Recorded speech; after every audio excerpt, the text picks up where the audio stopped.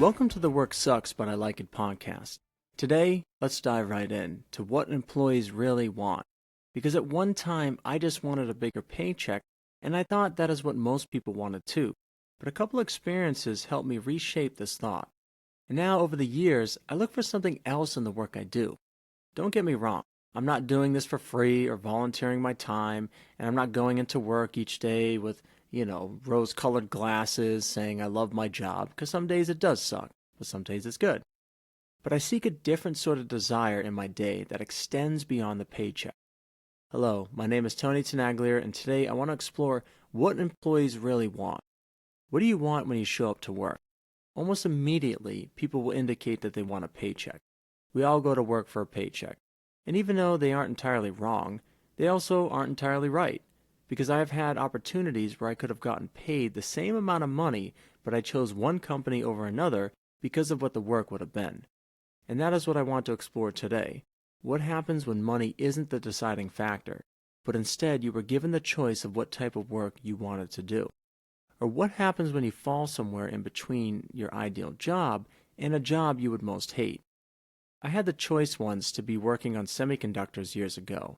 After making friends with the vice president of a decent-sized company through some golf tournaments him and I played, and our good fortune of winning some of them, I could have had my foot in the door. But instead, I found myself in a steel mill in Ohio doing something I really wanted to do, being a part of the casting of materials. I think Studs Terkel's interview with the woman in his book, Working, sums this up well. She indicated that a job isn't big enough for people and that they are looking for a calling. So what do employees really want? What is their calling? What do you really want? What is your calling? And no, your answer cannot be winning the lottery. We need to reshape our conversations on work today and not talk about it like some prison sentence, but really a chance for employees to contribute and be a part of society. I want to set a little foundation and plant a little seed in your mind today by starting off with another book, because I love to read, Outliers by Malcolm Gladwell. He suggests that the agricultural history of a country can influence the overall work ethic of the people. Alright, keep following along. So let's look at Western cultures that plant in the spring, grow in the summer, harvest in the fall, and kick back in the winter. This could translate to how kids growing up today are planted the ideas of get a degree, get a job. From there, as they grow up, they're also to grow at their job and also their 401ks. So that way you can harvest years to come at the ripe old age of retirement, and then kick back and supposedly enjoy what you sow. So you can see, our work patterns fall similarly in America, as opposed to Eastern cultures where the agriculture is different in nature. Author Gladwell suggests that the nature of growing rice and the value placed on it as the people eating it morning, noon, and night, there's a different association of what work is for this culture. There's a continual desire to work because it is meaningful. It is a little more complicated than just plowing the land and planting seeds for growing rice. And as he quotes, no one who can rise before dawn 360 days a year fails to make his family rich. He draws from this and goes on to indicate that students do better at math in Eastern cultures because of their want and desire to learn and do well 360 days of the year. That their work effort is built into how they work to grow and eat their food. Now, this tangent isn't to illustrate which culture is better, East and West, nor who works harder or not, but rather to show how even agriculture, depending on where you live and work, can shape how you view work and what you want from it. But it does illustrate a worthwhile point. Those that are or want to be successful work hard, period. Fast forward to modern day where all these historical moments have given us what we have today. Here in America, taxes and all. Zoom in on your job now. Most employees want the insurance benefits at a job, both health, dental, and even vision. Then there's also the question of how many paid holidays you get in a year along with your vacation days. There's also the importance of knowing what percentage your company will match in your 401k. But I think what employees really want, though, after money and all these other perks as we call them, is to feel valued. Value beyond what they are worth in terms of their paycheck. Value for the work they do when they show up each day. I believe the average American wants a relatively simple life, despite what social media makes us believe and what we need. But even the average American, as Studs Terkel found in his interviews of those working in America, they seek a calling, not just a job. A job is part of it, but what is calling to each and every person today is what we need to explore and be talking about. Yes, part of the equation to work-life balance is that people want to make enough money to afford the lifestyles they want, to satisfy both their quality and standards for living, but to also find this calling and find happiness in doing something, but also balance that with spending time with friends and family. It starts with the feeling of importance and is derived from where value is placed. Every year I listen to the book How to Win Friends and Influence People by Dale Carnegie, and every year for the past 18 years or so of doing it, I still, believe it or not, learn something new or see it from a different angle, or simply refresh my memory as the information resonates with me in a more recent experience or event that is happening in my life. For example, the author Dale Carnegie does an excellent job conveying how people get their feeling of importance in life. He uses the extreme examples of murderers who, when caught and put in the news, get their feeling of importance, while someone like the great business person Rockefeller builds a hospital in China to get his feeling of importance. So how do you get your feeling of importance? Is it just a paycheck? Is it what you're doing? Where do you sit on this extreme spectrum of helping others to being a murderer, which obviously is not the path to go in life? I think of this feeling of importance when I show up to work, how even my fellow employees working beside me might get their feeling of importance. For me, though, it has evolved over the years in different forms. When I was fresh out of college and wanting to apply my material science engineering knowledge to the world, I wanted to make an impact, working long hours and showing up to win every day at the first company I worked at, wanting to climb the corporate ladder as well. And I did. In less than a year, I took over for a senior quality engineer, then transitioned to helping $1 million plus expansion as a process engineer, to then becoming an area manager of a department with 3 shifts reporting to me with nearly 40 people managing a monthly budget of millions of dollars. In some eyes, one would think that I had made it. I climbed the mountain and achieved what I wanted. And to some extent I did. I did want to become a manager, I liked the work I was doing, but there was something missing. But I didn't realize it until after I got fired. Simon Sinek in his book Start With Why indicates that what and how are important to an organization and even to yourself, but it's the why that sustains what and how you do something, especially when the going gets tough. And the going did get tough. The why at the time was that I wanted to climb the corporate ladder. The how was in me doing all the steps I thought were important to do it. Schmooze with the big shots, play golf in the tournaments, but it was the real why that ended up getting me fired. I will never forget the turning point of when I realized the importance of value and how it applies to employees working. There were actually 2 experiences I'm going to share today that were related to the paycheck, which got me to see the distinction between the definitions of value. What something is worth is the second meaning, while what standards we live by is the first. You can learn more about distinguishing these values in your life from my book, The Impression of a Good Life, Finding Your Song and Dance.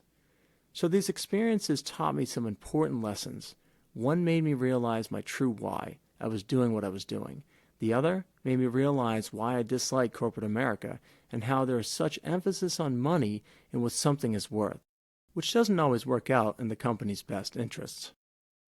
The first experience was when the vice president one day gathered all the area managers and had this big meeting.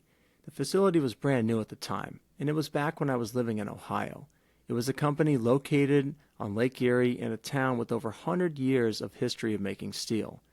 With high aspirations of bringing in revenue, there was also the expectation of meeting high production demands from the start. And even though the steel mill was over 100 years old, the mentality of upper management hadn't evolved much from the days of relying simply on the carrot and stick motivational approach. Yelling, screaming, this was common in our meetings. The hope of such fear was that our production numbers would go up. Upper management saw the team as employee numbers. They would yell at employees to supposedly get the energy up enough so that the numbers themselves in production would go up as well. So we sat in the meeting getting yelled at about production numbers one day and cost. As always, though, it comes down to cost, which is fine to some extent. But sports, it comes down to how many points each team has that wins the game, not how many times they gave high fives to their teammates. But everything was measured with numbers. people's names were being replaced with employee numbers, because the Excel spreadsheets could easily be erased to make another number appear better and green. This actually happened one meeting I was in, where the director of operations cleared one little cell, wiping out nearly 100 people from work. It was crazy to see the behind the scenes. And as the vice president kept rambling on in the current meeting about how we were going to succeed and climb the mountain to success, he finally got to the punchline. We needed to eliminate 1 to 2 people in every department for the cost, despite the entire project being a startup, and we needed all hands on deck. And I knew that unfortunately that is how some corporations are today. The first place they go, it seems, is right to the workforce, to cut them out. Like weeds in a garden, they think. Pluck them and the garden grows again. It's the easiest to cut out, but actually the hardest to bring back when they need them the most, because they don't realize it's the people that are making the garden grow. It's interesting, from a recent course in my PhD program in industrial organizational psychology, I learned that in Europe, in some countries, it's actually against the law to let people go, and it's an entire act to do so from a legal perspective. Only in America do we exercise this freedom of people being so expendable and fire them. So this vice president kept rambling on even further about how the numbers should look like this and how we needed to go from here to there, the graphs changing shapes and colors for even a 3-year-old to comprehend. But the reality got closer to hitting home as it now became this realization of actually getting rid of one person from my department. That to supposedly make that squiggly line on the graph before me change, I had to change this one person's life by firing them. Now, where I worked, it was a union shop. So by union rules, the lowest man on the totem pole, as they would all joke, was typically the first to go. And it wasn't a joke because it was an actual rule. So as I scanned the list of employees on my team, I saw who was at the bottom. It was my best worker, of course. And just because he was at the bottom of the list, if I were able to make a list of most valued employees, he would have been near the top. A great worker with great work ethic. He was new and wanted to prove himself and did day in and day out. But he lacked what corporate saw most important, how long he had been doing the work in terms of years. That number is of greater importance and easier to track. Now, the plant was not small. In fact, it was over 10 miles wide, with an extra morning commute of 1.5 miles to my office from the front gate. From there, it was another 1 mile to the shack where I had to drive to tell this employee that he was going to be terminated that day.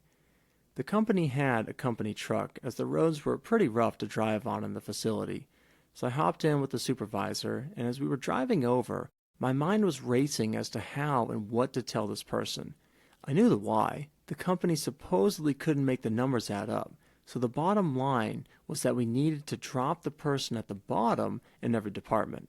What was worse was that I was in my 20s telling a person likely in their 40s or 50s of age they were to be eliminated. I had a career to develop and time to do it.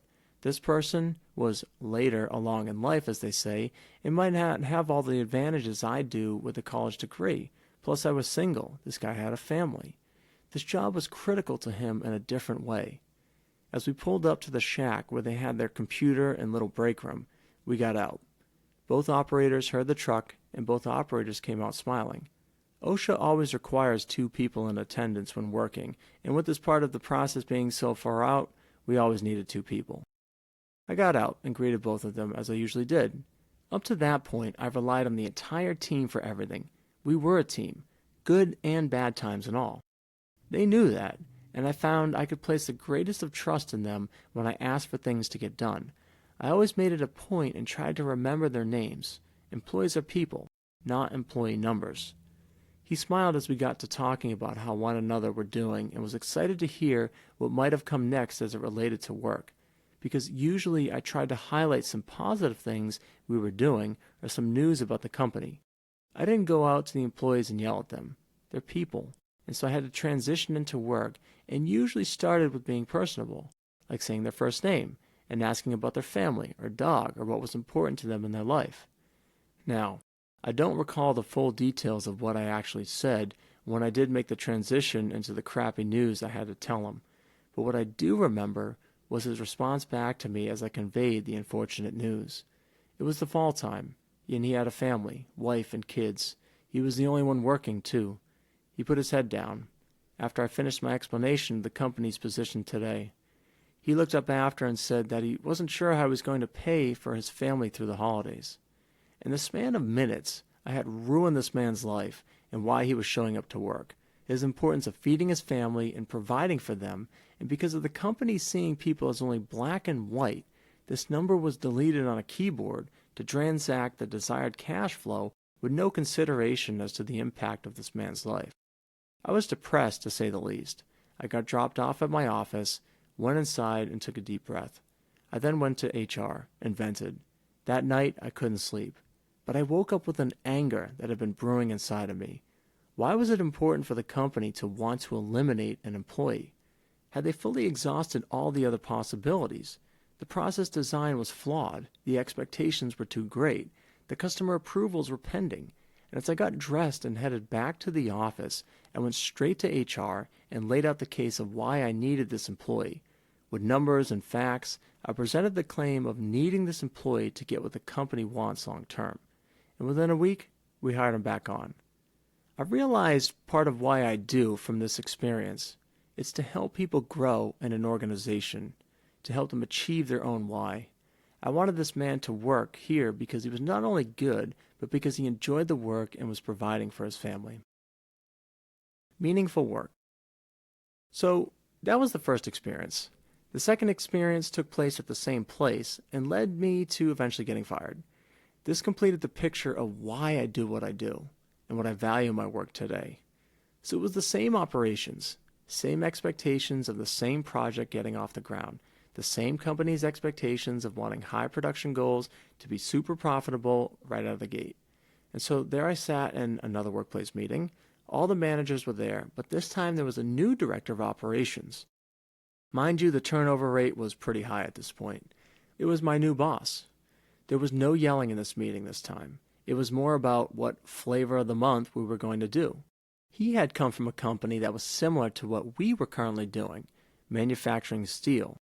But they were way more productive. He was familiar with the process and had what upper management liked, lots of years of experience. And as he talked about his previous experiences and how great this company was and blah, blah, blah, blah, half the room have all heard this before. It's the flavor of the month. It's the same hoorah bullshit that no one cares about. We all know what to do, and the importance of why we need to do it. But today, we were mostly expecting the flavor of the month to be something like chocolate from the traditional vanilla of hoorah speeches, but instead it became a wild flavor no one was ready for. The numbers stood out to me quite vividly from the meeting. The team needed to produce 15 heats a day, that is 15 batches of steel a day. On a good day, though, we averaged maybe 7. So the meeting was about hope, the importance of climbing that mountain to success, reach for your goals, lead the team to success and victory. And we all sat there thinking, yeah, once again, another flavor of the month, new person to come up with new stupid ways of doing things. But then he dropped the punchline. From where he came from, there was an incentive program. The plan supposedly had worked wonders at this company that drove profits and production through the roof, he would go on to say. And so with that sort of a sales pitch, it's clear as to why upper management had hired him to help our dilemma of not making the daily demand. The plan was simple, as most plans are. It's the execution and the sustaining of the effort needed to achieve the plan's goals that is always the hardest. So we sat there and listened to the plan. According to the numbers, 15 heats a day would get you back on your paycheck. Okay, that made sense. To keep the company running profitable enough to remain open for years to come.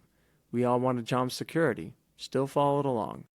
Maybe even another 100 years was the hope, and now we're thinking our kids could have a job for the future as well.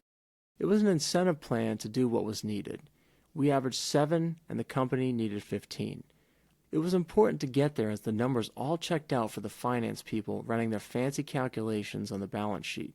He carried on indicating that if we got at least 15 or more, we would get more money with this calculation here as shown on his next slide.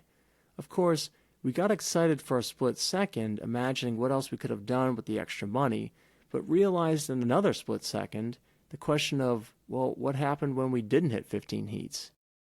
Now, some brave soul asked the question we really wanted to hear the answer. Now, this conference room was in a building in the back of the plant. It had no windows. It was the center of the building. You couldn't tell the time of day and trusted the clock on the wall to indicate whether it was morning or afternoon.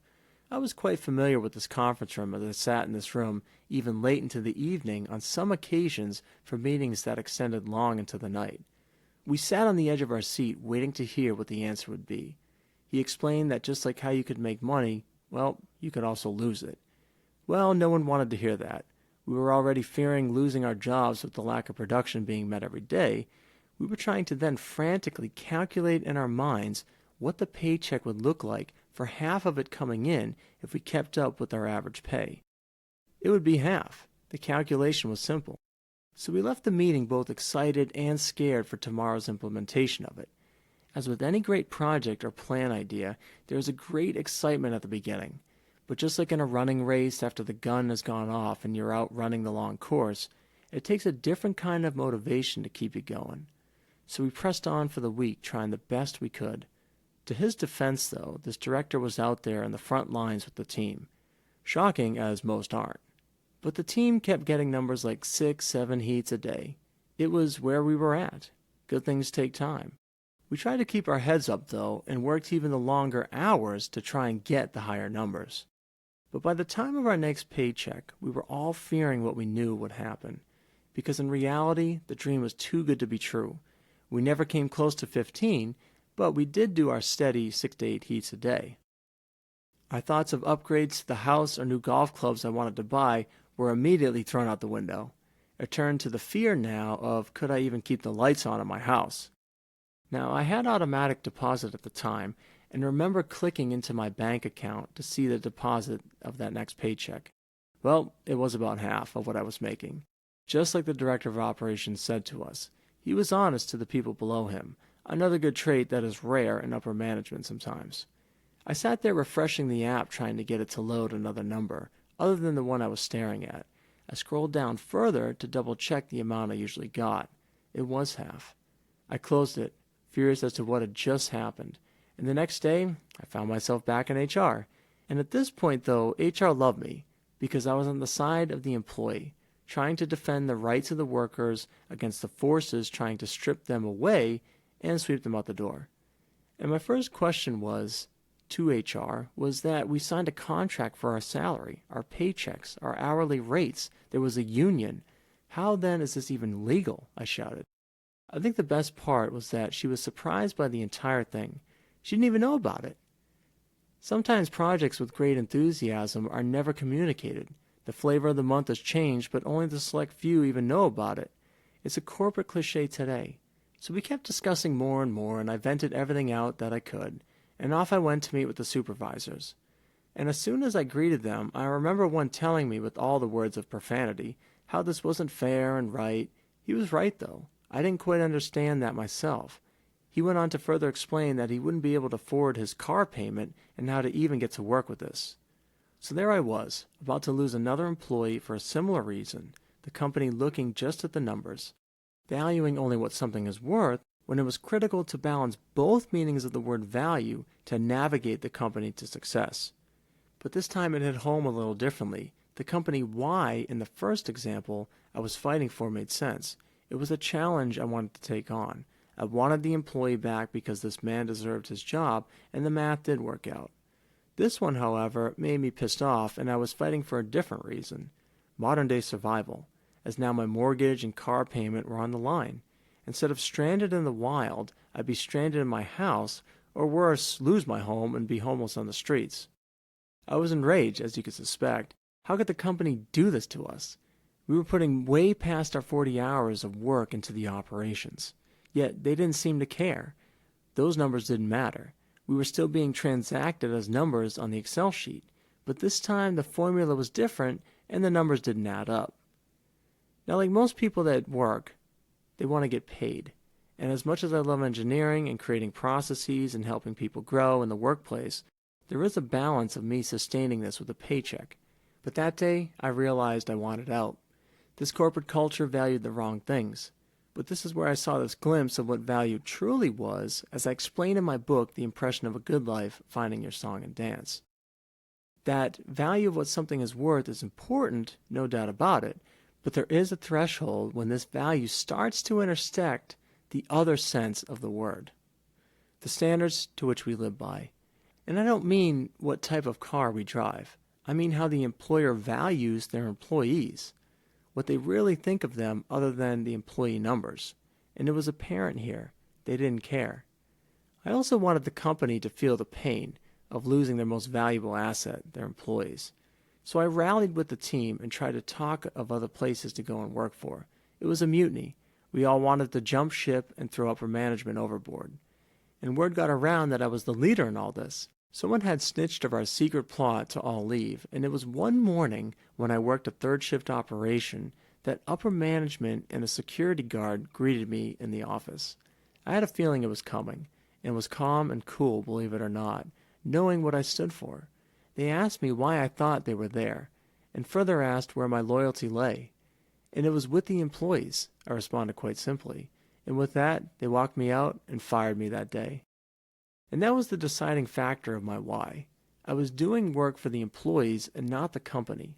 And you know what the funny thing is? When I think back to me being fired that day, I've realized that in that moment, that companies are human beings, filled with their own insecurities and quirks, strengths and weaknesses and all. But they were right to fire me. I wasn't working for the company anymore. I was working for the team that made the company. What employees really want. As you can see from my rise and fall, if you will, in the story, I learned a lot about what I wanted in a workplace. It was beyond a paycheck. It stood for something more to do at work at a company. I wanted to empower the team that actually makes the process run.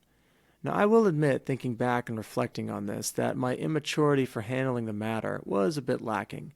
The company was probably trying to do what they thought was best, but so was I. But we all learn from our mistakes, as they say, and we are all not perfect. I like to think that maybe that director of operations reflected one day later on and realized his mistakes of such a terrible plan, but I have also learned that I can only reflect on myself and change me. I place a lot of value on that even today. Hopefully there hasn't been a similar fate at another company, and, oh, by the way, that company shut down and moved their operations elsewhere a year later after I got fired. For reasons I don't know, but the fact was they shut down the project. Now, employees like yourself come to work with different plans and intentions. Upper management also comes in with a different perspective sometimes when they sit in their office compared to what you, the employee on the floor, comes in and sees. And what employees really want in a company beyond a paycheck, I have further realized now as a manager and engineer once again, is this feeling of importance, this sense of value that extends beyond the paycheck, the voice of the people that come to work because of the values or standards for which they live by, whether it be the work that is important for providing for your family or the work that is important when working for your team around you. It comes down to your why in your calling in life. So remember, success is not a matter of good luck, it's good skills today. Today's thought for skill development is honing in on your why, or what I call your song and dance in the book, The Impression of a Good Life, Finding Your Song and Dance. So good skills to you, and see you next time.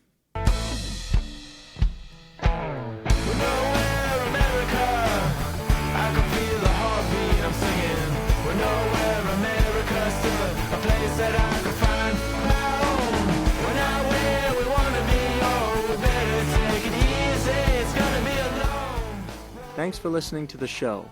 Like and subscribe, and we'll catch you next time. Thank you.